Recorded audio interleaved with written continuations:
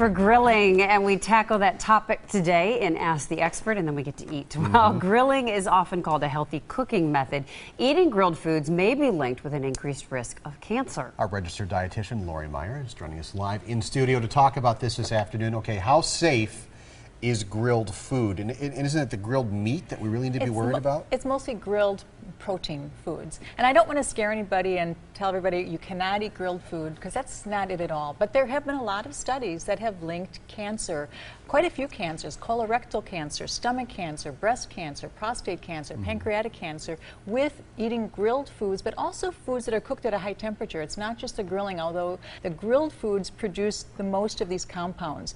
There's two in particular, the heterocyclic amines and the polycyclic aromatic hydrocarbons.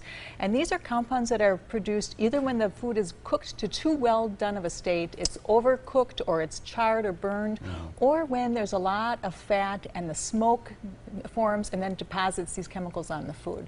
And so that's what the real problem is. So it's really a matter of, are you charring and burning your food, and how often are you eating grilled food? So is that one of the things we do to reduce the compounds? You know, there's a lot of things you can do, and so I think that this is the really good news, is that you don't have to give up grilling if you just follow a couple of tips, a couple of safety items. The first thing is clean your grill, because if you have all that gunk on the grill, those are those chemicals, those are carcinogens, and so you're just going to already deposit it on your food. So clean your grill. You also want to avoid the burning or charring. Use a drip pan, because that way you're not going to have the smoke. It's not going to hit the coal, and it's a little bit lower temperature cooking, or use lower temperature in general, because you're going to, again, not get all that smoke. I think that the lower temperature. Yeah, trim the fat or use leaner cuts, because you're going to get less smoke. Cut in smaller pieces or pre-cook, because this is going to, it's actually going to pre-cook a little bit. They find that if you cook it a minute before you put it on the grill, you reduce the amount of exposure.